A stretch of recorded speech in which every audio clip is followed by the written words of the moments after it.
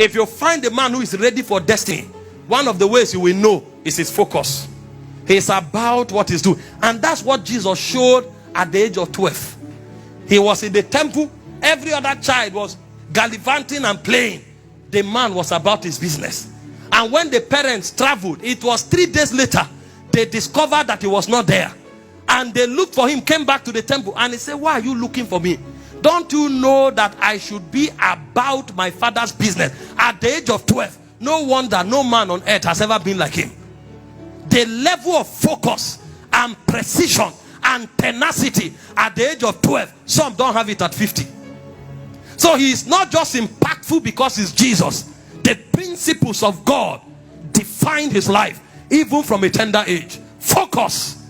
Many persons are all over the place, and that's why they cannot go anywhere. In Matthew 6:22, he said, if your eyes be single, he said, then your whole body will be flooded with light. Your eyes be single. In the Western world, they have understood the significance of focus.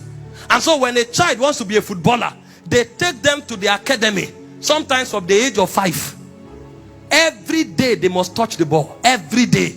That is training and mastering focus. They play it all their lives. And they learn this value so much that when you go to their house, everything is about football.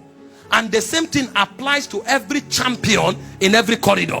Go to the house of a boxer. You will see every corner. You either see a gym or you see a punching bag. He's doing everything to develop capacity. And then you'll find the lecturer design his house like a bouncer, because his strength. And then you are wondering, where are you going to? What you should have is libraries and books, because your environment reveals your focus. When you find a man who is not focused, it shows in his environment. You come to the house of a preacher, there's no personal room for prayer, there's no study room, and that preacher says he wants to be a voice to his generation. If you know him, tell him he's a joker. In 1 Kings chapter 20, verse 39 and 40, the prophet told the parable to the king. The message is different, but inside the message we saw the power of focus. He said, as the king passed by, he cried unto him, that's the prophet, and he said, thy servant, because he disguised himself, he said, thy servant went out into the midst of the battle, and behold, a man turned aside and brought a man unto me and said, keep this man, if by any means he be missing, then shall thy life be for his, or else thou shalt pay a talent of silver.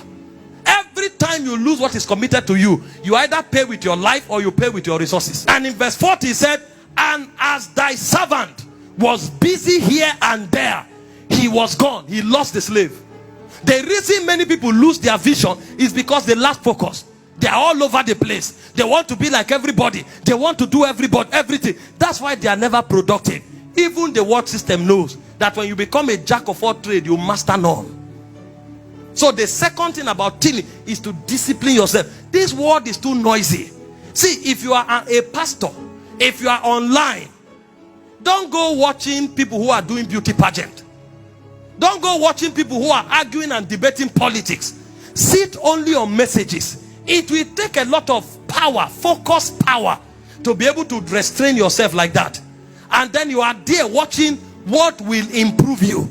If you are a businessman, sit down, study businessmen, watch their lives, watch what they do, watch what they say. Don't be all over the place. At least in the earliest phase of your life is called the tilling phase. Because that's when your personality is formed, and that's where the power of your spirit is developed. Focus.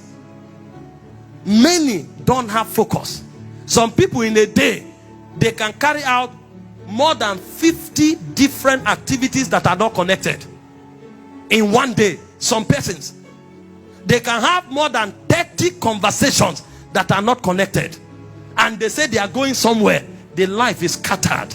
And because of that, even the anointing of God in their soul, the energy of God in their spirit is diverged. And that divergence will cause them never to prosper in anything they do. Focus.